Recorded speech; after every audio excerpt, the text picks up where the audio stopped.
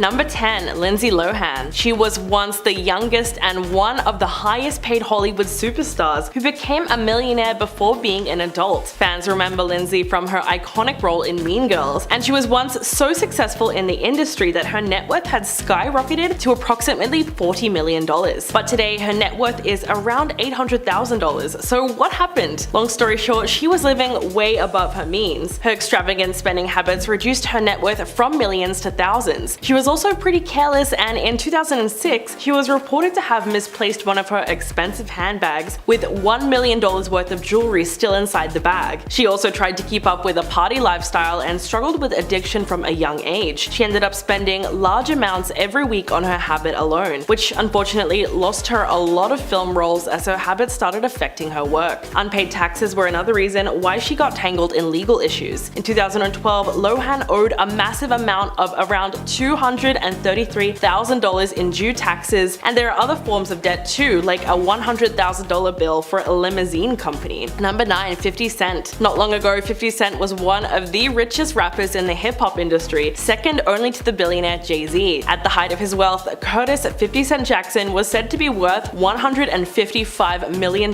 after tax, according to Forbes' annual hip-hop's wealthiest artist list. In fact, he's been on the same list every year since its inception in 2007. But a flailing music career, several legal battles, and poor business investments plummeted his net worth by a whopping $200 million, forcing him into bankruptcy with a debt of $32.5 million. So what happened? Well, it really came down to reckless spending and the various lawsuits that he faced throughout his career, but also several of his investments went badly and lost a lot of value during the 2008 recession, and he eventually filed for bankruptcy in 2015. According to TMZ, he struck a deal to pay $23 million in debts over 5 years. The filing came several days after a court ordered him to pay $7 million to Lastonia Levinson, whose sex tape he posted online without her consent. But despite being debt-free today, it seems like 50 is still in need of cash and regularly rants about being owed money on social media. So it's possible that he never fully recovered from his financial woes. Number 8. Kim Basinger. In the 80s and 90s, with her old-school Hollywood glam, Basinger was everywhere at one point, with starring roles in movies like Batman, Never Say Never Again, and LA Confidential. But a series of terrible financial decisions left the once wealthy A-list actress practically destitute. So how exactly did such a popular and wealthy celeb end up in this dire state? Well, in 1989, Basinger paid $20 million for the town of Brazelton, Georgia. Yeah, she really bought a whole town. But it should come as little surprise that the purchase turned out to be a pretty terrible idea. Although she saw it as an investment and planned on turning the town into a tourist attraction by building a theme park, her dreams never materialized. Eventually, she sold it for a measly $1 million in 1993, making a staggering loss of $19 million. The bankruptcy was huge news at the time, and the actress also went through a messy divorce with her ex-husband Alec Baldwin, leaving her $3 million out of pocket, and she was sued by producer Carl Mazzaconi for backing out of an oral contract to star in a film. But despite being crazy broke, Basinger's finances have stayed out of the headlines for the last 15 years. Number 7. Nicolas Cage. The 58-year-old made his money by being one of Hollywood's highest earning actors and starring in iconic films like Con Air and Ghost Rider. In fact, he made $40 million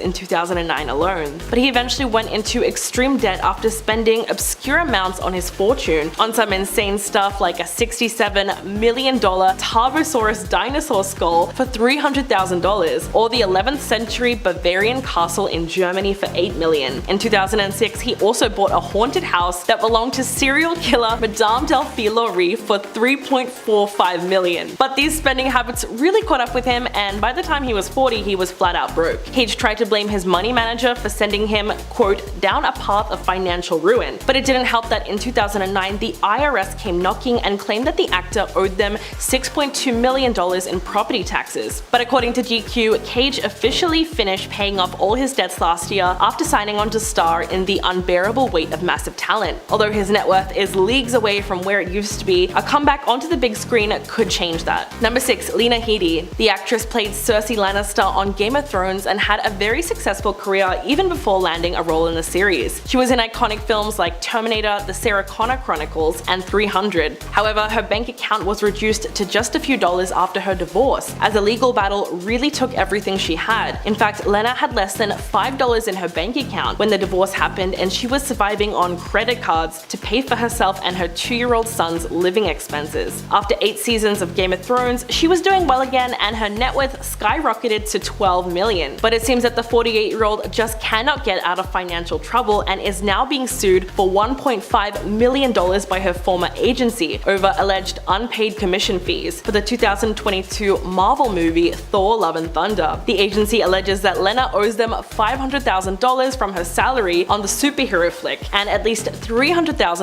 for the mystery drama called 9 Bullets, as well as $650,000 for the Showtime series Rita. So hopefully she can get herself out of the lawsuit, but it could land the actress right back into another dire financial situation. Number 5. Mike Tyson. The heavyweight champion made more than $700 million from his boxing fights alone and was one of the highest paid athletes of all time. At his peak, his net worth was estimated to be more than $340 million. So what happened? Well, the New York Times described Tyson's bankruptcy as a lesson in ways to squander a fortune. So you can pretty much guess. The boxer spent his wealth on cars, jewelry, mansions, and also paid for some unusual services. In fact, in 1996, he paid a camp aide named Crocodile $300,000 to dress in fatigues and repeatedly shout guerrilla warfare at his news conferences. Tyson also paid $2 million for a golden bathtub and 3 Bengal tigers, which reportedly cost him $71,000 per tiger, and a further $70,000 on their maintenance and diet. He even had to hire an animal trainer that cost him $125,000. As a result, Tyson fell deeply into debt despite his immense earnings and was forced to file Chapter 11 bankruptcy in 2003, reporting that he was a whopping $38.4 million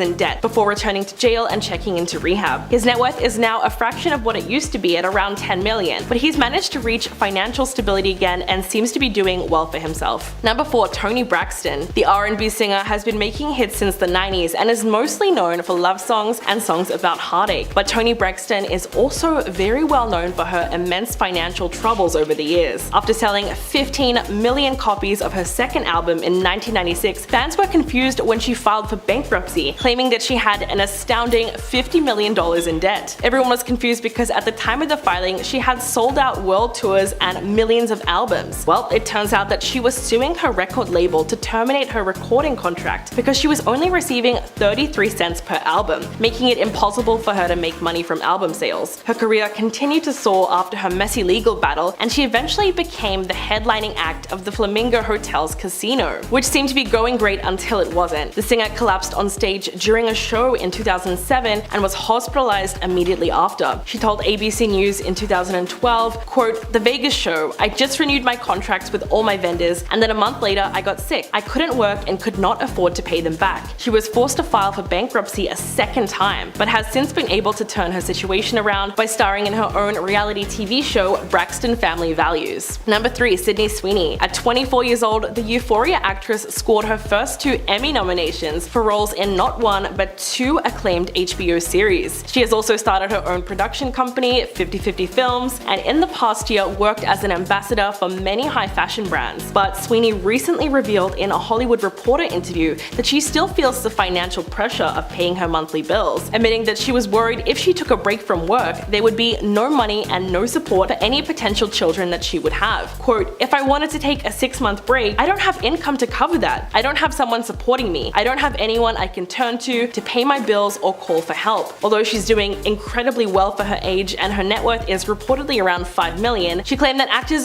don't get paid like they used to, and explained why she's experiencing financial strain. Among other reasons, Sweeney says that streaming sites don't provide residuals and claimed that paying her publicist every month costs more than her mortgage. She admitted that if I just acted, I wouldn't be able to afford my life in LA. And she also said that she takes several deals because she has to. So it seems that even working actors can wind up broke. Number 2. Amber Heard. The actress is known for her roles in several films, including the DC Comics Aquaman movie, but these days her name is synonymous with her now ex-husband Johnny Depp. Despite appearing in DC's Aquaman and making around $1 million, which is her highest paid role to date, Heard's total net worth is estimated to be minus $6 million. Why? Well, it's safe to say that she faced financial trouble after the highly publicized defamation trial brought against her by her ex-husband. But her situation has been looking much worse post-verdict. The actress was ordered to pay Depp $10 million in compensation and $5 million in punitive damages after a jury said that she defamed him. The judge later capped the damages at the Virginia maximum of $350,000, minus minus the $2 million that Depp was ordered to pay Heard, which means she owes him a total of $8.35 million. But the issue is that she has a reported net worth of only $3.5 million, making her officially broke. And if you thought things couldn't get any more downhill, she is unable to file for bankruptcy to wipe away the charges. This might have otherwise been an option for her, but the award is not dischargeable because punitive damages are never deductible or dischargeable. So there's no doubting the fact that she is broke. Number 1. Aaron Carter. You'd think earning millions of dollars before you turn 18 would set you up for an early retirement, but that never seems to be the case with child stars. Aaron Carter became a star in his own right very early on, reportedly amassing an estimated net worth of millions of dollars. He told Oprah, quote,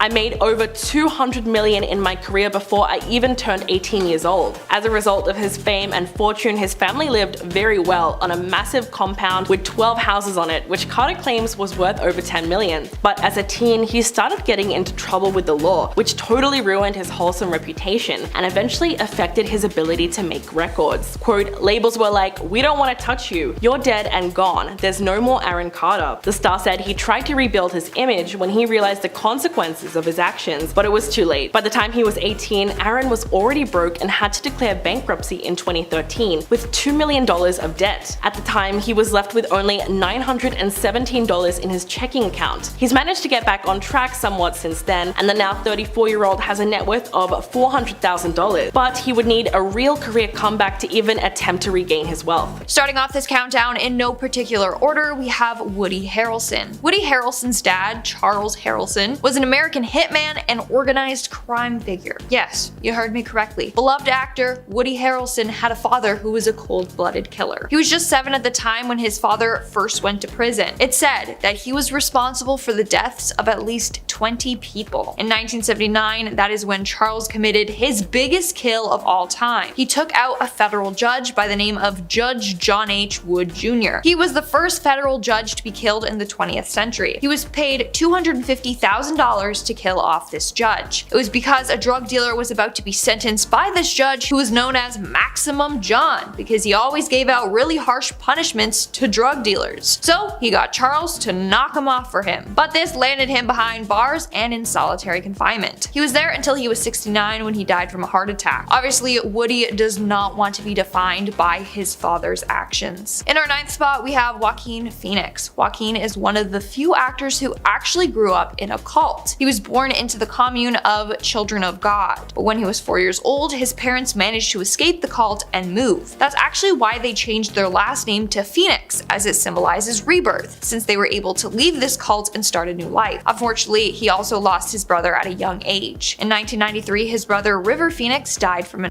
overdose. Joaquin witnessed this happen, and he was the one that called 911. In our 8th spot today, we have Phil Lewis. Phil Lewis is best known for his role of Mr. Mosby on The Sweet Life of Zack and Cody, and I freaking love that show. Like, it was honestly my childhood. While before his Disney Channel days, he actually killed someone. In December of 1991, Lewis fatally hit a 21-year-old woman. She passed away from her injuries from the hit. It was found that Lewis was driving while intoxicated. His blood alcohol levels were 3 times the legal limit of intoxication. As a result, he was convicted of a DUI as well as manslaughter. He was sentenced to 5 years in prison, 2 years probation, and 350 hours of community service. But he managed to only serve 1 year in prison. I guess Disney was able to overlook his past when he auditioned for Mosby on the show. In our 7th spot today, we have Tim Allen. Now, if you look at Tim Allen, you think, aw, he's such a family man. I love Home Improvement and Toy Story. He's a great actor. Wow. Tim Allen actually had quite a dark past before he got into acting. In 1978, Allen was arrested for attempting to traffic more than 650 grams of coke. He was arrested in Kalamazoo Battle Creek International Airport. Now, he actually would have served a lifetime in prison, but he avoided this by giving police information about other dealers. As a result, his sentence was reduced to 3 to 7 years. He ended up serving 2 years and 4 months in prison and then was granted parole in 1981. I guess that's why they say don't judge a book by its cover, because he looks like a wholesome dad, not a drug trafficker. In our 6th spot, we have Jack Nicholson. In 1974, Time magazine discovered that Jack's sister, June, was actually his mother, not his sister.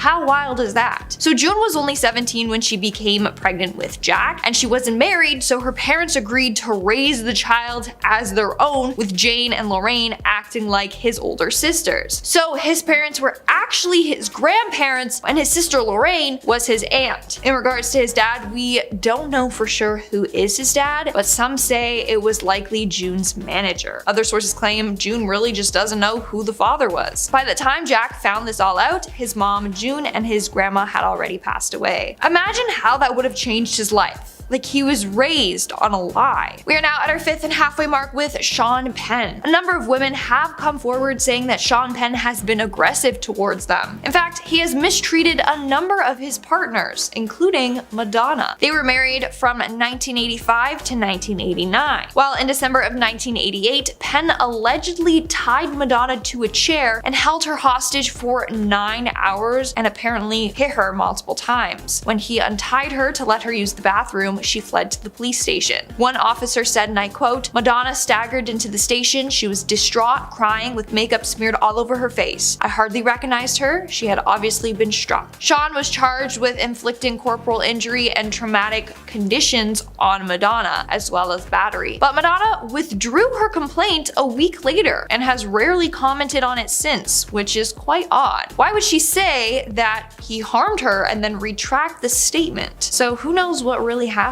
Moving on to number 4, we have Leighton Meester. Now, I personally did not know this, but Blair Waldorf, aka Leighton Meester, wasn't always the queen bee of Manhattan. In fact, she was born in prison. Basically, her mom was serving a sentence after smuggling a lot of marijuana out of Jamaica with the help of Leighton's dad and Aunt Judy. All of them ended up behind bars. In fact, her aunt managed to escape prison and became America's first woman on the US Marshals 15 Most Wanted list. How insane is that? In the end, Leighton's grandmother raised her while her mom served 16 months in prison. Thank gosh she didn't follow in her family's footsteps. In our 3rd spot, we have Christopher Walken. Christopher Walken was involved in a death that is just shrouded in mystery. On November 29th, 1981, 43-year-old actress Natalie Wood was found dead floating face down in the Pacific Ocean. She was on a yacht with her husband Robert Wagner and Christopher Walken when this happened. The thing is, no one really knows what happened to her. Some say she slipped off the deck and fell into the water, while others are convinced that her husband or Christopher Walken had something to do with it, or that they know what happened. One theory is that Natalie and Christopher were having an affair, Wagner found out about it, got mad, and pushed her off the yacht. Now, Wagner seems to be the prime suspect, but many people think that Walken knows exactly what happened. I mean, he barely even talks about the case, and on the rare occasion that he did, he would call it an accident, and also he was absent from the documentary about her. All I'm gonna say is someone knows something. I'm getting the vibe that Walken knows what happened and maybe he just feels guilty about it. In our 2nd spot, we have Charlize Theron. Charlize Theron actually had a very traumatic upbringing. Her dad struggled with alcohol addiction and would constantly threaten Charlize and her mom, Gerda. He would never physically hurt her, but he would hurt Gerda. One night in June of 1991, he got angry and fired shots at both of them. During that altercation, Gerda ran and grabbed her own handgun that she had kept hidden and shot him back. Her shots killed him while Charlize watched it all unravel. In the end, it was declared self-defense and Gerda never faced any charges. But think how traumatizing that must have been for her to see her mother shoot and kill her dad as a teenager. And in our number 1 spot today, we have Ashton Kutcher. Now, I never knew this, and I was incredibly shocked when I found out about it. But on February 21st of 2001, Ashton Kutcher went over to his then girlfriend's house, Ashley Elrin. The two had planned on going to a post-Grammy party, but when he knocked on the door, there was no answer. That's because Ashley was dead on the floor of her home. She had been stabbed 47 times by a man named the Hollywood Ripper. He was responsible for the death of up to 10 women. As a result, Ashton Kutcher lost his girlfriend very suddenly and in a very traumatic way. He was also scared that he was going to be a suspect in the murder investigation since his fingerprints were on her door, but he never was. But he did have to testify in court. At number 10, Rihanna. Rihanna might seem like a nice, happy-go-lucky person who's always going hard for her fans, but it turns out that she actually has a little bit of a dark side. I guess you could say that she's savage, like Savage X Fenty. No?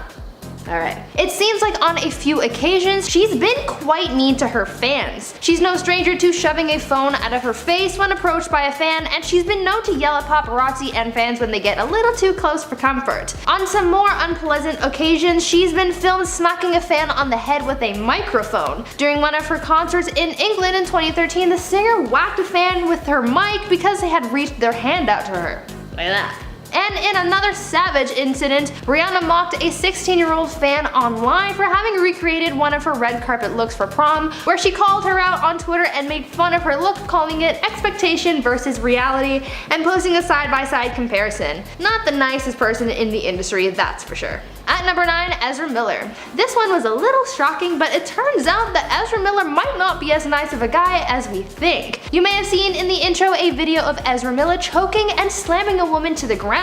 This video, when it first hit the internet, was thought to have been a joke, but it really wasn't. This happened during an altercation at a bar in Iceland when a group of fans approached the actor and things got out of hand. Bystanders of the incident described the group as being very pushy, and it seemed like this was what triggered Ezra's violent reaction. Things escalated and he lost his temper, leading to the physical altercation. Some say that alcohol may have contributed to the incident, but the bottom line is that Ezra's outburst was not cute, and it really surprised a lot of fans. Just before I continue on with the video, I'd like to ask you guys to maybe consider leaving a like on this video if you're enjoying it so far. We love getting your positive feedback, and your likes really help us out too, so please go ahead and show us some love by smashing that like button. At number 8, Jennifer Lopez. This probably doesn't come as a shock to many, but it turns out that J-Lo isn't a very nice person. Some say that she's a real diva, and others say that she's just rude. Apparently, the singer/actress is very picky about who may or may not speak to her,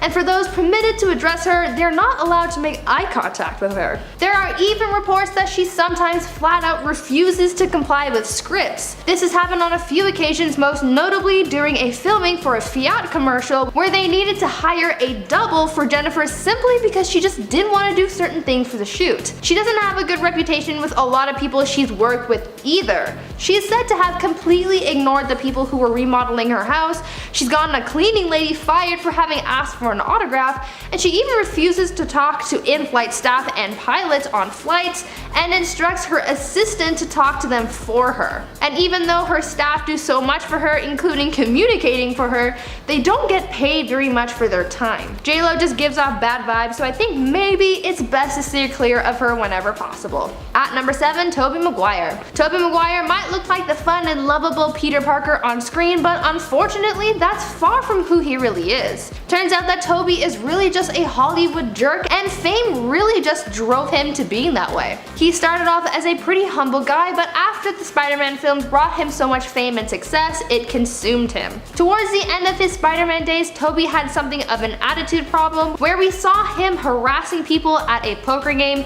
even going so far as to tell a woman to bark like a seal for $1,000. He also racked up a hefty production cost for the third Sam Raimi Spider-Man film because he needed doctors on site at all times to deal with his bad back, and he was only able to walk a certain amount of steps in a scene before needing to quit. Those who worked with him often called his attitude inappropriate, and he's really just been badmouthed by a lot of people he's worked with over the years, so he really doesn't seem like that much of a nice guy. At number 6, Ellen DeGeneres. I think this one's a little obvious because it's Ellen. We've done a lot of videos on Ellen. Ellen has been exposed as one of the meanest people in Hollywood. Even though she was all about kindness and spreading good vibes on her show, it seems like Ellen's angel persona on TV was quite the opposite in real life. Many staff members, as well as other people who've been on the show with her and have worked with her in the past, have started coming forward to talk about Ellen's mean streak in Hollywood. It turns out that there are some workplace horrors afoot over on the Ellen show set, with people claiming that you're not allowed to look Ellen in the eye,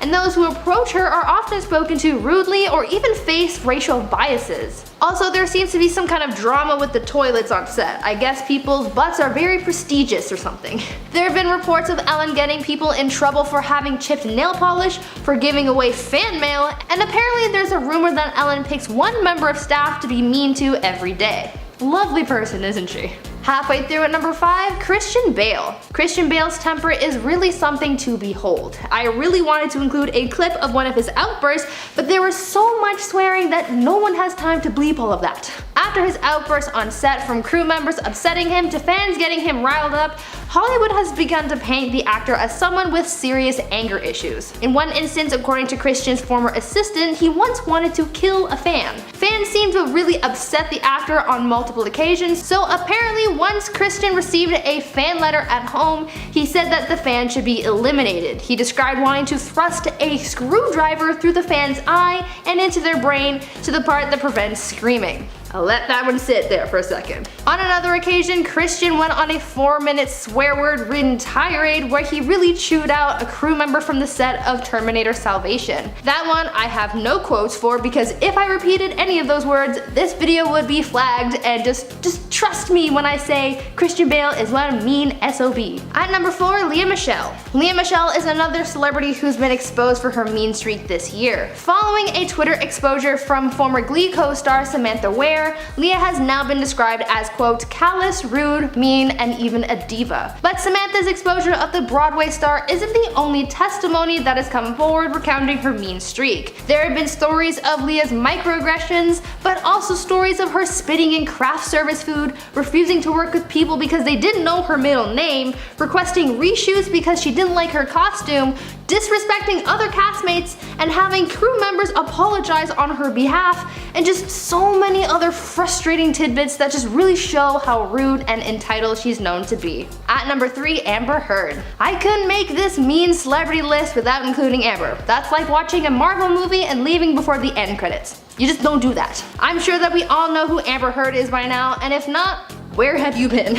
Amber and Johnny have been the media's it story this past year, and we've learned so much. If you've seen my recent video where I gave you the top 10 worst Amber Heard moments, then it's no surprise to you that she is a horrible person, but if not, let me recap some of her highlights. She's gotten into a fight with her sister, she's been recorded confessing to hitting Johnny Depp, she's pretended to have been a victim of a violent crime, she's smuggled her dogs into Australia, pretended not to have known about the laws there, and tried to get her assistant to commit perjury. She's responsible for Johnny's severed finger, and she's supposedly planted stories in the media to deliberately shift the focus from Johnny to her. Because of all of these things that have come out about the actress, there's just so many people from around the world who just really hate her. There have been petitions to have her removed from certain movies, and she's lost a lot of respect from fans and some Hollywood people as well. So yeah, she definitely belongs on this list.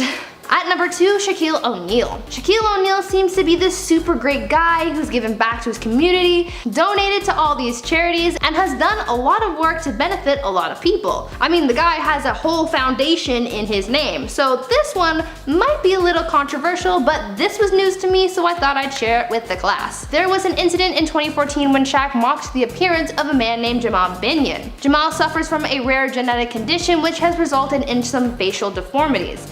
It seems like Shaq saw a picture of him online and recreated the image himself, posing his face to look like that of Jamal. Well, he didn't think it was very funny, and even though Shaq apologized, it wasn't enough, and so he issued a lawsuit against the basketball star, as well as 2 other people who mocked his condition, for $25,000 in damages. The lawsuit claimed that the image was shared to nearly 10 million people around the world, so this public mocking was grounds for seeking damages. Shaq may not be a mean guy all of the time, but this instance sure did open a lot of people's eyes to the NBA star's actions. And finally, at number 1, Mariah Carey. Mariah Carey isn't the nicest person ever. She's had run-ins with the paparazzi which have not gone over well, she's had some bad relationships with others, and she's known to be something of a diva. But this takes the cake. There was a lawsuit from one of Mariah's former assistants which claimed that the singer peed on her, ridiculed her body, and then called her some pretty rude names. Her former assistant said that she was hired by the singer to be on call 24/7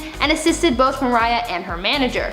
Though she was paid a salary of $250,000 a year, this wage just couldn't cover up the alleged abuse sustained by Mariah. But her case wasn't the only one up against the singer at the time. While this case was being disputed, Mariah had just settled one with her former manager which cited breach of contract, harassment, and unpaid wages. It seems like though she pays her people well, she doesn't treat them as well as she should. Starting off our list at number 10 is Charlie Sheen and Selma Blair. After being fired from his popular sitcom 2.5 Men, Charlie Sheen found himself in a new show called Anger Management, to which he starred alongside Selma Blair. Apparently, drama began when Blair criticized Sheen's lack of professionalism and horrible work ethic to the show's executives, claiming he was always late and took forever to learn his lines. Upon hearing this, Sheen retaliated by giving the producers an ultimatum: either he stays or she goes. Selma was fired from the show, to which she sued Sheen and Lionsgate for an unjust firing. However, Lionsgate's response was, Blair was going to be written off the show anyways, because America didn't want to see Charlie with just one girlfriend. Yep. That's the actual statement. In at number 9, we have LL Cool J and Jamie Foxx. Now this one gets really wild because the police had to be called. LL Cool J and Jamie Foxx were together on a football drama called Any Given Sunday. Even though they were meant to play rivals on screen, it seems it sparked a real rivalry off screen. Now the claims are different according to the source, but it's believed that LL Cool J punched Jamie Foxx in his helmeted face without warning and then began to hit him in the back of the head. Foxx then turned around, hit him right in the face, and so the production crew called the local police. No charges were actually pressed on either of the two, but LL Cool J did release a diss track for Jamie on his 2000 album Greatest of All Time. Shia LaBeouf and Alec Baldwin take the number 8 spot. Now it's fair to say we've done a lot of videos about Shia, and a majority of them confirm that he's a little crazy. Well, he definitely showed it when he was on set with Alec Baldwin in their Broadway production of Orphans. Baldwin claims that Shia came to set with a jailhouse mentality and began to send Baldwin videos where he was reciting entire scenes from memory. LaBeouf eventually told Baldwin that he was slowing him down, to which Baldwin then asked to be removed from the show altogether. Producers then made the call to fire Shia instead, to which Shia admits he actually started following Baldwin home after he got fired from the play. Yeah. I think Shia should just be forbidden from working with anyone ever again, but in this case he should specifically not be allowed to work with Alec Baldwin. At number 7 we have Patrick Swayze and Jennifer Grey. Say it ain't so! The Dirty Dancing pair had unbelievable chemistry on camera, but it's sad to say in real life their relationship was pretty heated, and not in a good way. Swayze revealed in his autobiography that Miss Grey was too much of a baby. We did have a few moments of friction when we were tired after a long day of shooting, he wrote, adding that she seemed particularly emotional, sometimes bursting into tears if someone criticized her. Other times she slipped into silly mood swings, forcing us to do scenes over and over again when she'd start laughing. Later in his autobiography, Patrick Swayze complains about how annoying Jennifer had become, as she did not understand how exhausted he was from having to pick her up constantly after she kept ruining takes. Number 6, James Franco and Tyrese Gibson. James Franco, similar to that of Shia LaBeouf, is well known for his approach to method acting. While filming Annapolis with Tyrese Gibson, Franco refused to break character. Considering the film is about a new naval recruit who eventually faces off with his commanding officer, we can kind of understand why being around Franco during this time could get a little tedious. Apparently when the two would practice their fight scenes,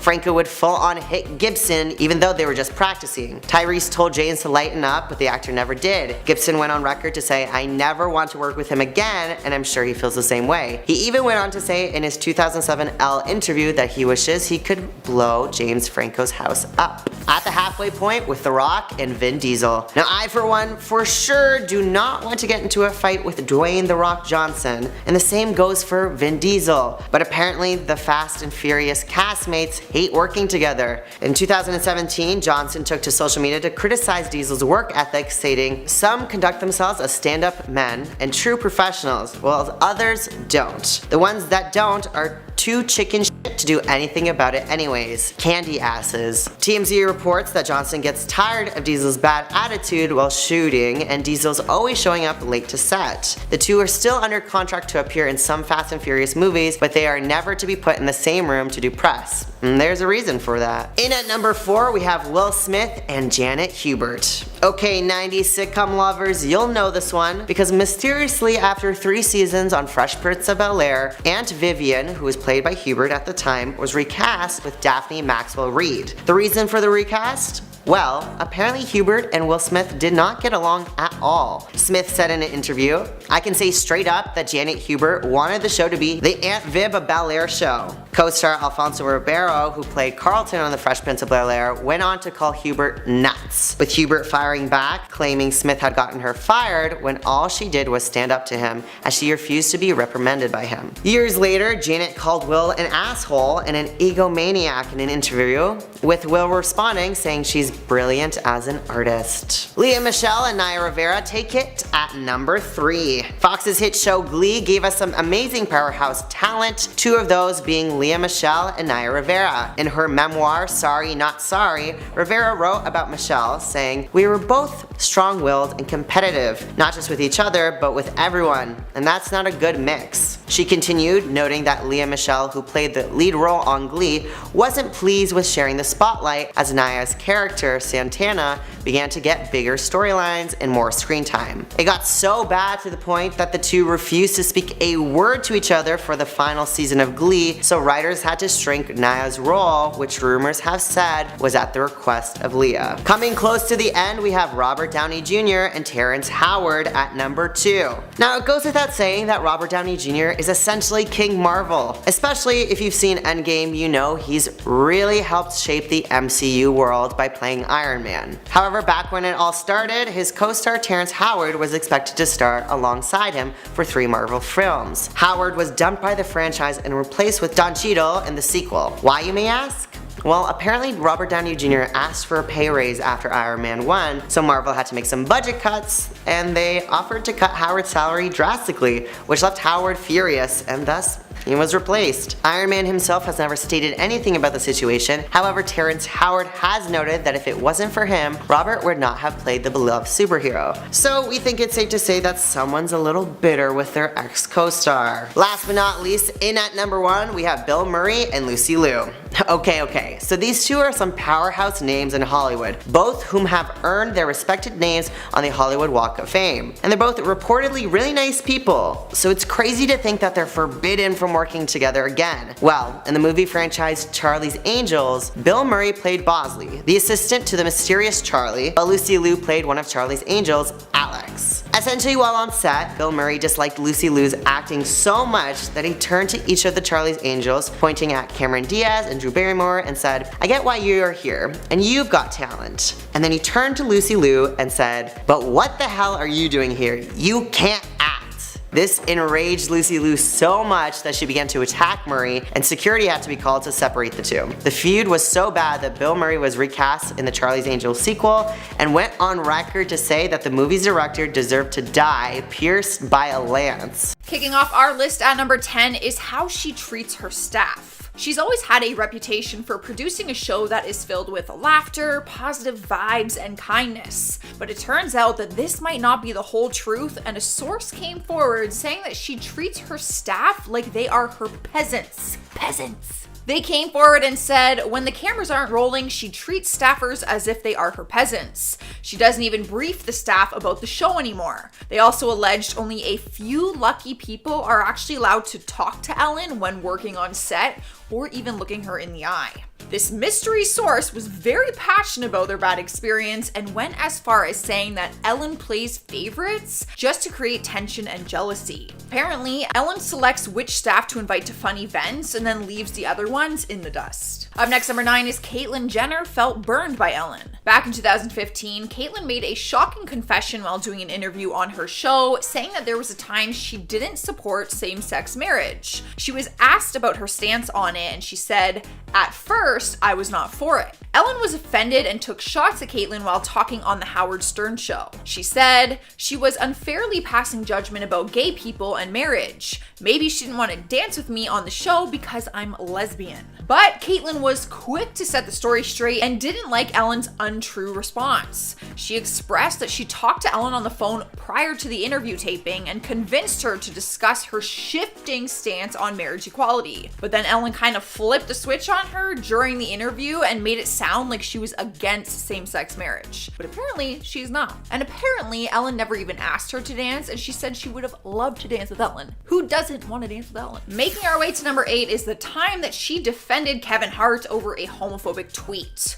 She angered a lot of her fans back in 2019 after she interviewed the comedian when he stepped down from being the Oscar host that year. If you missed all of that drama, he was asked to host the Oscar until homophobic tweets from his past resurfaced, and the only way that they would let him host is if he apologized for it. He ended up stepping down from the host position and refused to apologize because he already apologized for them in the past. One of the tweets from 2011 was a joke about what he would do if he caught his son playing with a dollhouse. He tweeted, "I'd beak it over his head and say, 'Stop, that's gay.'" But he refused to apologize, and Ellen actually brought him on her show and supported his decision to step down. She called the people attacking him about his tweets haters and actually encouraged him to not let it destroy him. It comes across very hypocritical, especially after the whole Caitlyn Jenner story I just told you. Like, you were mad at her for not agreeing with same-sex marriage, but this guy straight up posted a homophobic tweet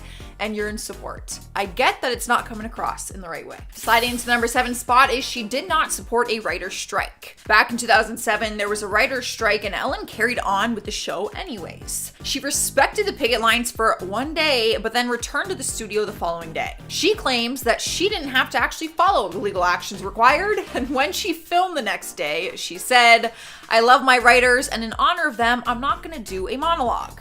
She felt that it was enough to give up the monologue part of her show, but the truth is, she was not supposed to create new episodes at all. The union condemned the decision to move forward and wrote in a statement that Ellen was not welcome in New York, where the show was scheduled to film in a few weeks' time. The Writers Guild of America wrote, "It's sad that Ellen couldn't even stand by writers for more than one day. Writers who have helped make her extremely successful. I'll love your show, but you can't just make a show when there's a writer's strike." Coming to the number 6 spot is she was sued for making fun of a woman's name. It was a very weird lawsuit back in 2016 when a Georgia-based real estate agent named T.T. Pierce sued Ellen for making a joke about her name. It happened during her "What's Wrong with These Ads and Signs" segment when she joked and called her Titty instead of TT. In the lawsuit, Pierce pointed out that Ellen knew her name was pronounced TT and that she faced harassment following the episode. The case was ultimately thrown out, and the judge said that the letter I in the English language can be pronounced several ways. This one will kind of depend on whose side of the story you believe. Ellen's producers did say they never intended to hurt anyone's feelings, but many people believe that Ellen knew that she was just making fun of her on purpose, obviously for the joke of the segment. Halfway through, we have the time she made Corinne Olympius uncomfortable. She was another celebrity who guest appeared on Ellen's show and went on to say that the experience wasn't so nice. She talked about it while speaking on The Morning Breath in 2017 when she was asked if the rumors were true about Ellen being a diva behind the scenes. She admitted that the show isn't what it seems to be and that there's truth that people don't get to see from Ellen. She kept things pretty vague, but said that she felt uncomfortable when talking to her. She said that before the taping, she was super excited because she was a big fan of her, obviously, and said it felt like she'd be talking to Dory from Finding Nemo, like the lovable goofy blue fish, played by Ellen. But the experience was different for her, and she said, "I've kept this in for so long, but to be honest, Ellen just made me a little uncomfortable." And for obvious reasons, Ellen denied these claims. Well, to be honest, she just didn't really comment on it altogether. Kind of like an eye roll thing to this whole story. We're at number 4 now, and we have the inappropriate comment about Katy Perry's breasts. Ellen swears that her heart and mind were in the right place when she tweeted out a birthday message for Katy saying, "Happy birthday, Katy, it's time to bring out the big balloons." But it was followed by an image of Ellen with her wife staring at Katy's breasts. The picture was obviously a joke. Both Katy and Ellen's wife are both laughing in it, but fans were not impressed and they actually started a trending hashtag double standard. People weren't impressed, even fellow celebrities joined in on the hashtag. Piers Morgan tweeted, "If a man made this joke, Ellen would lead the cries of sexist pig." People actually claimed that her tweet contradicted her Me Too monologue where she criticized sexual harassment and said it is not a male or female thing. Of course, Ellen is a comedian and said that the tweet was just meant as a joke. Taking over the 3rd spot is when she made Kathy Griffin cry. I feel like that is not an easy thing to accomplish. In 2016, she published a tell-all book called Kathy Griffin Celebrity Run-Ins, My A to Z Index. In the book, she dished some dirt about more than 100 celebrities. celebrities, and Ellen was one of them. She wrote, "I'm almost positive a certain beloved daytime talk show host once had me kicked out of a backstage dressing room at the Emmy Awards. I can't prove it, but this person, who has short blonde hair, has a mean streak that all of Hollywood knows about." But Ellen said that it's not true, so you kind of have to judge if she is lying or not. Ellen said her piece on the situation and called Kathy very mean. She said, "She did a whole thing that I banned her from the show. I didn't ban her from the show because first, you have to be on the show to be banned." I'm interested to know, who do you believe? Do you believe Kathy Griffin? Do you believe Ellen? I want to know. Let me know your thoughts down in the comments. Taking over the number 2 spot is her charity led to an IRS nightmare. One thing she's known for on her show is all the generous gifts and donations that she gives to people in need. In 2013, she helped a woman named Rye Shonda Fields after she lost her job as a substitute teacher. She gave her whole family approximately $55,000 to help everyone, and of course, they were overjoyed. But later on, tax collectors in Ohio threatened her with jail time for failing to pay $1,700 in taxes for the non-employee compensation awarded to her by The Ellen Show. She ended up having to pay a fine, and fans were actually shocked to hear about it. For some reason, people started coming at Ellen and her team, saying that it's not fair to award people large sums of money that they're gonna have to pay taxes on. Some people said that she lies about the fine print when she gives away all of these prizes on her show, and that they really aren't what they seem to be. I actually have a small fun fact for you. My friend got on The Ellen Show as a nurse, as a guest, and she got to play one of those games and actually won a prize. And she did get her 2 TVs and her check for $20,000. So all I gotta say is, it might be true. There might be some truth to these prizes. In the number 1 spot is Nikki Tutorials. The YouTuber recently went on Ellen's show for an interview and later spoke about her bad experience. Similar to Ellen, Nikki is a big influence in the LGBTQ community after coming out as transgender. And before her interview, she gushed online about how excited she was, only to admit that the experience wasn't what she thought it would be. She said that Ellen didn't even say hi to her before going on stage, and said the experience was just cold and distant. She also admitted that she didn't even have a place to go to the bathroom. Is that even legal? Nikki explained and said, "Every guest at Ellen had a private toilet, but I didn't. I couldn't even use the closest toilet to me because it was reserved for the Jonas Brothers. They were allowed, but I wasn't. Even looking back though, my interview got 8 million views and theirs only got 2 million. Ha! Of course, Ellen is saying that these claims are not true. I don't know if she's lying. I don't know who to believe. In the number 10 spot is Shaquille O'Neal. Back in 2014, he made headlines after posting a mocking selfie on Instagram next to a picture of a man with a rare genetic disease. The man is Jamel Binyon, a regular guy living in Michigan who lives with ectodermal dysplasia, which affects his teeth and his hair. He ended up suing Shaq for $25,000 in damages for emotional distress. In his lawsuit, he claims offensive communications for sharing that photo with more than 8.4 million people worldwide, his followers obviously, and said that it was an invasion of privacy, defamation, and general negligence. Shaq did issue an apology after the lawsuit came, both privately and publicly. He actually tweeted, "Made a new friend today when I called and apologized to Jamel Binyon. Great dude, hashtag my bad cuz." Fans were not really impressed with this post in the first place and pointed out that he only thought he'd get away with it because of his celebrity status. Like, no one would ever post that. I don't even know why you thought that that was okay. Coming in at number 9 is Gene Simmons. Some people would say he looks scary with all the makeup he wears as one of the KISS members, but I'm sure it would surprise people to learn that he is rude to the elderly. Apparently. This whole thing started when Modern Family star Eric Stonestreet shared a series of texts from his mom back in 2014. She texted him saying, "I think Gene Simmons is on my flight. Do you think I should go give him a kiss?" Get it? Turns out she's a fan of his and wanted his autograph, but before she could even ask for one, Simmons tried to force her to give up her seat. Eric shared the text from his mom, who explained that he tried to bully her out of her seat when she said no, and made comments like, "It's okay, I just bought the plane." Clearly trying to use his fame and money as a tactic to make her move. But she did not.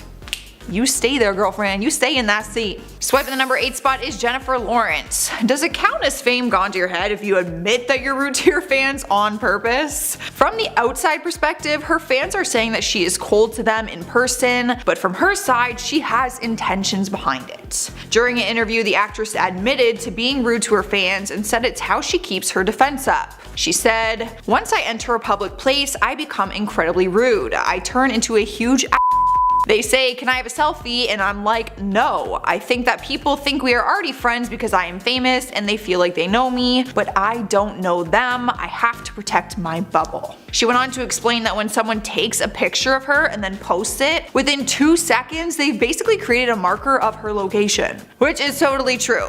Like, I can totally understand her perspective. I feel like I see both sides to it, but what do you guys think? Has the fame gone to her head? Or is she aware of the fame and this is her way of making sure that it doesn't go to her head? I don't know. In spot number 7 is Sean Penn. It's hard to forget this story because it made news headlines, but maybe you need a refresher, or maybe this will be your first time hearing about it. Back in 2013, the actor flipped out on a fan in an upscale San Francisco hotel who took a picture of him on a cell phone. His entire explosive rant was captured and the footage surfaced online. Sean was at the hotel lobby bar when he saw a flash go off from the fan's cell phone. He lunges at the guy and screamed, "Do we look like effing zoo animals?"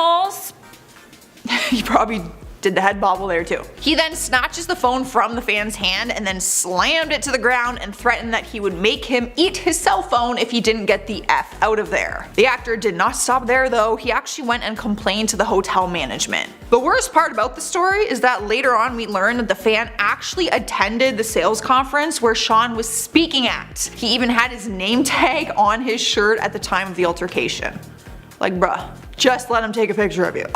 Cruising into the 6th spot is Kevin James. The King of Queens star seems like a huge teddy bear in the series, but supposedly he is not the nicest person in real life. Someone came forward and said that he was a waiter for him one time when he asked him if he wanted anything to drink. The actor responded with, "You were told not to speak to me." Apparently, Kevin's security guards went in first and told the waiters and staff to stay a certain distance from him. But the actor spoke on it and denied the story, saying that it is just a rumor. He spoke on it while doing an interview with Jimmy Fallon and said, "Can we check the facts on this one? If there was ever honestly a situation when I needed someone's undivided attention, it's gonna be when I'm ordering food from a restaurant." I mean, he does make a good point. But the question is he just covering up the story because he looked bad? We don't know the full truth, but if the waiter is telling the truth, that is some crazy diva stuff happening there. Like, to get your security guards to go into the restaurant first and let everyone know, like, don't look him in the eyes and don't go near him. That's a bit much. Halfway through the list is Roseanne Barr. She had her own TV series titled Roseanne, which ran through the years 1988 to 2018 with a total of 229 episodes. So to say she is famous is an understatement. But it all seemed like that all went to her head when she started to tweet out racist remarks against Barack Obama's former senior advisor, Valerie Jarrett. She referred to her as a child of the Muslim Brotherhood and something from Planet of the Apes. I mean, I feel like you have to feel pretty confident in your position in Hollywood to feel like you can say that and not have any kind of repercussion from it. ABC called an emergency meeting immediately, and just a few hours later her show was cancelled. She issued an apology, but at the same time she also defended herself by saying that she is a comedian and sometimes people get offended by jokes. Which is true, people do get easily offended by jokes. However, not quite appropriate. Very insensitive, and just not right. We've made it to number 4 and we have Miles Teller. He had a promising career for many years, but people saw a different side to him in 2015 and one that they didn't really like. He did an interview with Esquire and for some reason he thought it'd be appropriate to tell the female writer and their waitress that the bar glass was modeled after his private parts, if you know what I'm saying. He obviously used a much more like vulgar term, but for the sake of this channel being shut down, I am not gonna say it. You guys know what I mean. He also had a really sassy attitude and tried to demand the writer to cut his meat for him when their food came. But after the interview came out, he voiced his side saying that things were changed around. He told Vulture, I quote, "If how that story made me look is how I really was, I'd think I was the biggest douchebag too. I know who I am and it's not who I was in that story." So, who do we trust? That is the question. In our third spot is Pierce Brosnan. At first glance, you probably wouldn't think that he could be a rude man. His good looks, talent, and charm won over the hearts of many people when he played James Bond in the late 90s. But people's opinions may have changed after talk show host and comedian James Corden revealed that he was rude when he ran into him. While playing a game on his own talk show in 2017, he was asked who the rudest celebrity is that he ever met, and Pierce was his answer. James said he went to see U2 and Pierce was there with some of his friends and they left halfway through. So James, who was with his wife at the time, moved into that area. As we all do. But then Pierce came and apparently pushed James out of the way, and James tried to like say hi and explain what was happening, but I guess Pierce just put up his arm to block him and wouldn't even acknowledge him. Making our way to number 2, we have Faye Dunaway. The Academy Award winner has been in hot water on many occasions throughout her career for her bizarre and disrespectful behavior. Most recently in 2019, she was fired from her Broadway play Tea at 5 because of her erratic demands on set. Apparently, she was throwing objects at crew members, slapping members of her wig fitting team. She also threw one of her salads on the floor and also insisted that no one wear white to rehearsal because it's distracting. But things got even worse and she got sued by one of her assistants, Michael Rocca, who claims she verbally harassed him and referred to him as a little homosexual boy. His job was to run around and take care of things that she demanded each day, and he turned in audio evidence of her abuse where she often used his sexual orientation to demean and humiliate him. I don't know if that's fame gone to your head or if that's just like, you're just plain like not a good person. Taking our number 1 spot is Bob Dylan. It's not totally surprising to think that the Nobel Prize winner might have a bit of an ego. I mean, that is quite the award to win. I might be feeling pretty good if I won that too. There has been a variety of reported incidents where he has come off as a diva. One stagehand who worked on his show said that he is famous for threatening to get them fired if any stagehands make eye contact with him. The employee said, "We aren't allowed to be around when he's playing since we didn't pay for tickets, even though it can take days to set up his show." And you know that Nobel Prize I told you that he won? Well, one Nobel Academy member came forward and called him impolite and arrogant after he refused to pick up their phone calls after the award was announced. I mean, I don't want to assume that he wasn't answering their calls on purpose, but I do understand like you probably should have put some effort into answering their phone calls, seeing as you're about to win the Nobel Prize award. Yeah, and as for the show, come on. Can you imagine like hiding your music like from the people who are setting up your entire show? Like, you can't be near me, you didn't buy a ticket. Like, bruh, you don't have a stage to perform on if it's not for me. Imagine that. Starting off the list, number 10 is her real name, the reason she changed it, and why she hates it. It's common for artists to change the real name to something that works better as a stage name, but normally it's by choice and they pick one that they really like. Nicki's real name is Onika Tanya Mirage. Not exactly a boring name. I actually really like it. She claims that she didn't want to change her name, but said that her record label forced her to. They chose Minaj because it was close to Mirage and it would feel like she's keeping part of her surname. But she doesn't feel that way at all. She actually hates the name change. During an interview with Vogue, she said, "Somebody changed my name. One of the first production deals I signed, the guy wanted my name to be Minaj and I fought him tooth and nail, but he convinced me. I've always hated it." Well, I guess it is too late to go back on that now. Although I feel like she could change her name and people would still like go with it. I'd call her by another name. Next up at number 9 is Nicki used to have multiple personalities. We all know her as one character she's played up with her rap artist stage name. The nails, the wigs, the outfits, the twerking. But back when she was a kid, she took on different personas. Now I know what you're thinking. We all probably used our imagination like that as a kid. I mean, I still pretend I'm Miley Cyrus sometimes, but she didn't take on personas as some kind of game. She actually did it to escape from her rough home environment. She would turn herself into a character and be somebody completely different as a form of release and escape. During an interview with New York Magazine in 2010, she revealed that she would act out 15 different characters. She said, "To get away from all my parents fighting, I would imagine being a new person. Cookie was my first identity and stayed with me for a while. Then I went on to Harajuku Barbie, then Nicki Minaj. Fantasy was my reality." Honestly,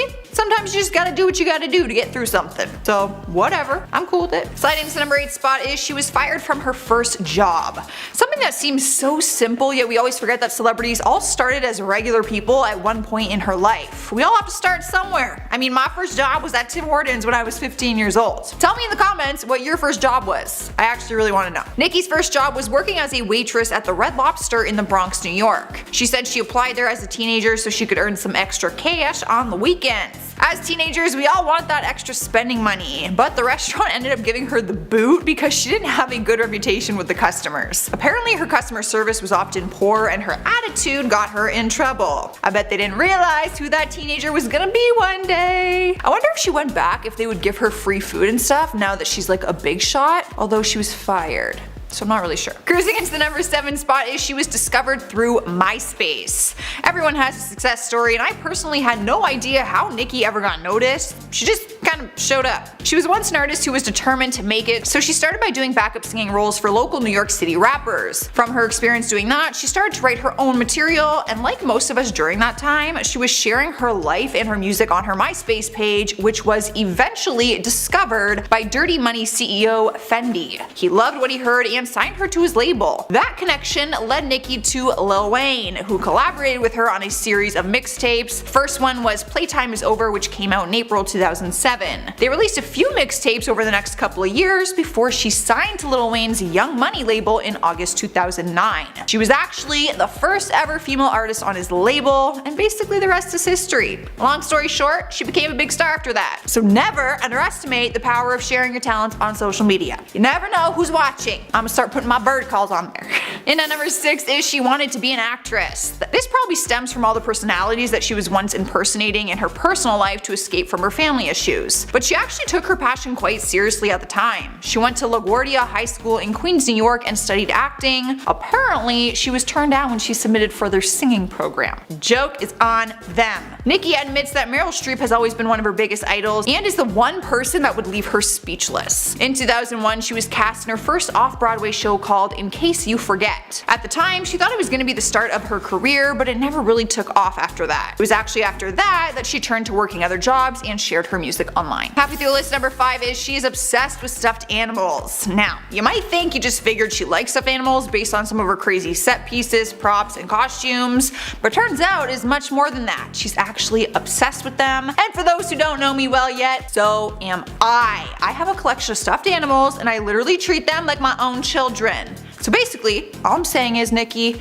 I can relate. The 36-year-old has a few monkey stuffed animals that she carries around and also treats them like her kids. During an interview, she confessed that she carries 7 stuffed animals around with her whenever she travels long distances. She openly admitted that she will even have a conversation with them when she's alone. I do that too. I sound like a psychopath right now. One time, she lost her favorite pink stuffed monkey named Oscar at the airport, and she offered a $50,000 reward if anyone found him. Tell me she's not obsessed. This is a real sickness, y'all, and I have it. I would literally cry physical tears if anything happened to my stuffed animals. I would probably cry over my stuffed animals more than my actual dog. And like, I'm not even kidding. That's so messed up. Here we are, number 4, with where she was born. Most people think she was born in New York because that is where she spent most of her life growing up. But turns out she was actually born on December 8th, 1982 in St. James, Trinidad and Tobago, and moved to New York with her family when she was just 5 years old.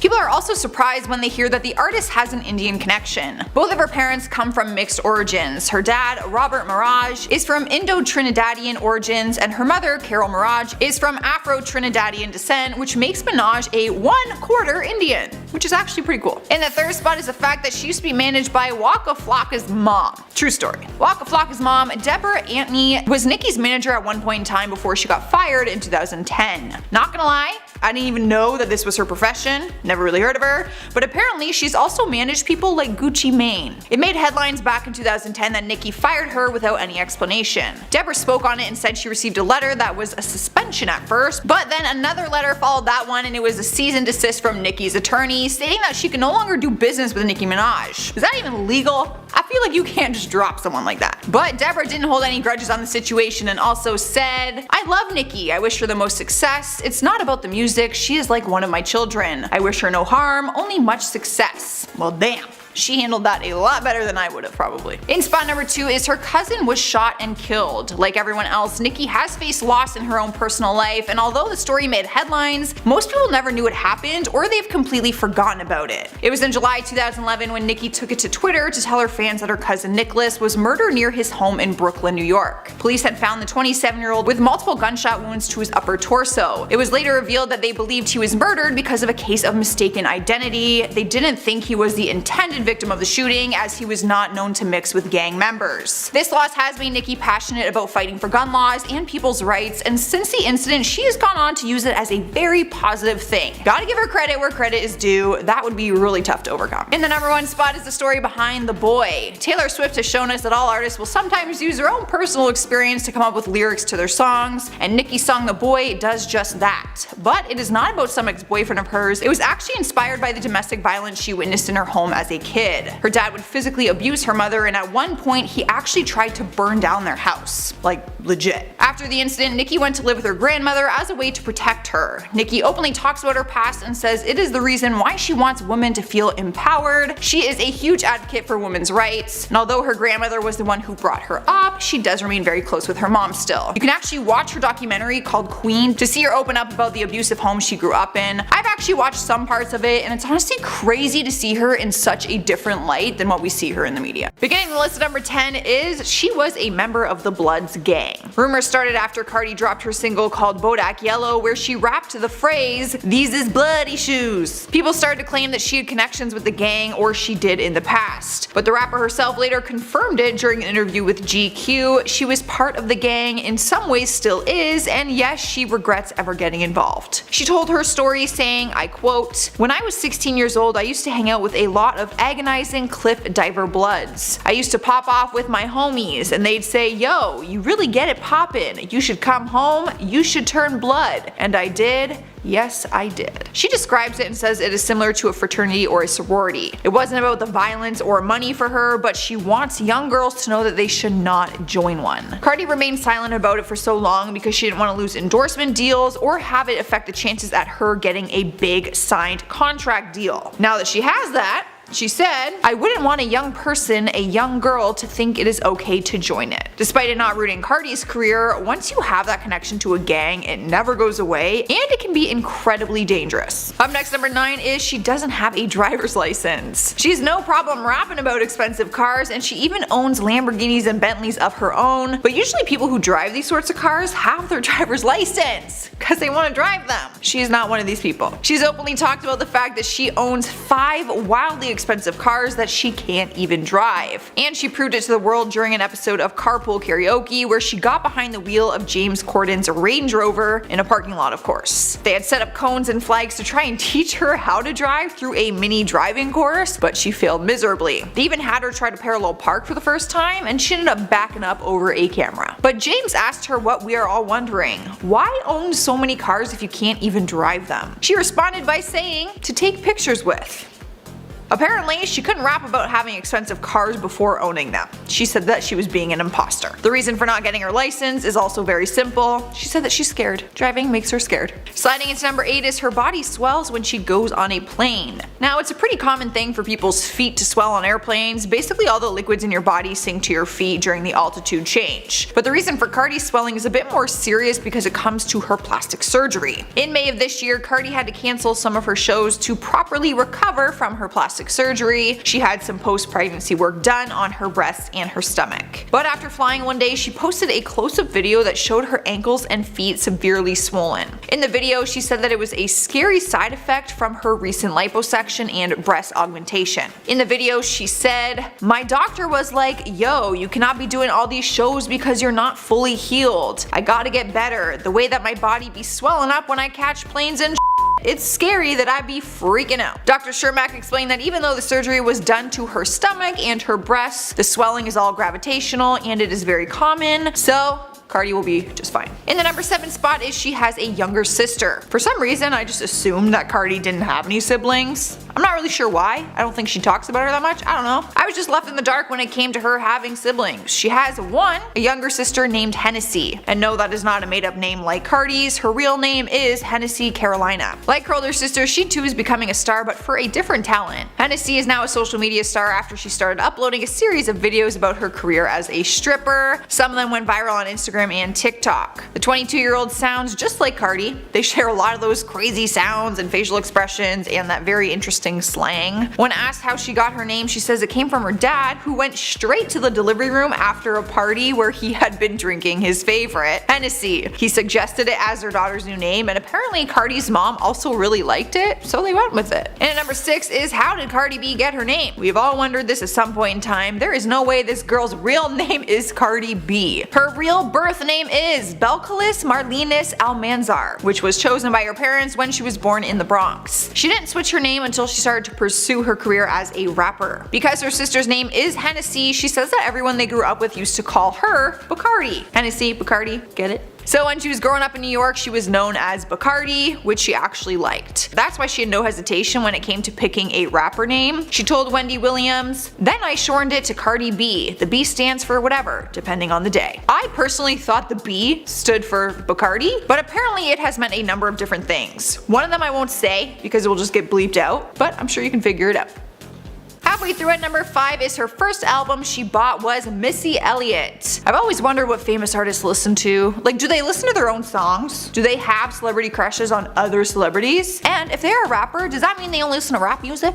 Or do they country, pop? Like, these are actual valid questions that I have. But Cardi was once a regular girl like all of us, and we all have our own taste in music. Growing up, we would buy our favorite CDs, or we would download songs onto an MP3 player. Well, in my generation, anyways. Turns out Cardi's first album was Missy Elliott, and she has been fangirling over her ever since. She has no problem admitting that she looked up to her, and she is what inspired her own music career, which is why she freaked the F out when she finally got to meet her. She met her at the Warner Music Group pre-Grammy party and snapped a picture with her. After posing for the picture, Cardi filmed a video of her screaming, "I met Missy Elliott, I'm a hype." Missy just smiles in the video, and Cardi looks like the happiest person on earth, like a kid seeing Disneyland for the first time. Moving on to number 4 with, she went to college but dropped out. People often make comments to the rapper saying that she isn't educated, but she did actually attend school for some time. She attended Renaissance High School for Musical Theater and Technology, which was a small specialty school on the Herbert H. Lehman campus. Cardi actually loved going to school, and she was bummed when she had to drop out. She has opened up about her past and explained that she once had a dream of being a history teacher, but had to leave school because she couldn't afford it any longer. She just couldn't support herself. But she hasn't given up on getting an education. She recently revealed that she still aims on going back to school. She said,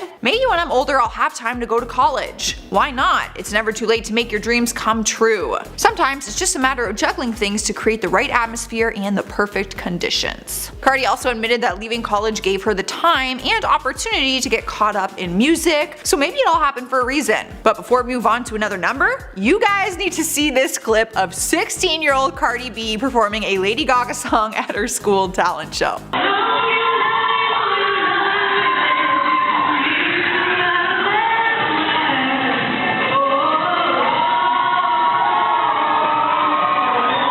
Okay, you guys, in the third spot is she got plastic surgery at 19 years old. If there's one thing Cardi doesn't hide, it's all the plastic surgery that she has gotten. She flaunts it, she talks about it, she fully admits it to her fans. She even shared that the first time she ever went under the knife was at 19 years old. During that time of her life, she was working as a stripper, so she felt that it would enhance her career. She got breast implants done and butt injections. She was making enough money from the strip club so that she could fund the surgeries on her own. She actually got illegal injections that were not FDA approved and not administered by a doctor. But she says she was just so desperate for a bigger booty from the pressures of being a stripper. So needless to say, her life at 19 years old was a lot different than the majority of ours. I was working at Tim Hortons trying to pay for my cell phone bill, and she's out here stripping for a boob job. What a world. Here at number 2 we have the fact that she used to work at a grocery store. Cardi wasn't always a rapper, and she wasn't always a stripper. Surely she had a first job like the rest of us, right? She did. She was a cashier at the grocery supermarket, which basically sold all organic stuff. That was her description of it. But she ended up getting fired from her job because she was showing up late too often and was giving her coworkers way too many discounts. It was actually the manager from the supermarket that suggested she become a stripper. Cardi spoke on it and said, "The manager from the Amish marketplace place said, "You're so pretty and you have such a nice body. Why don't you go across the street and work at Private Eyes?" She explained that she was hesitant at first because she thought strip clubs meant that you had to have sex with people, but when she found out what it was, she decided to go for it. And to her, it paid off because in just one day at the strip club, she made more than a week's pay at the market. Speaking of stripping,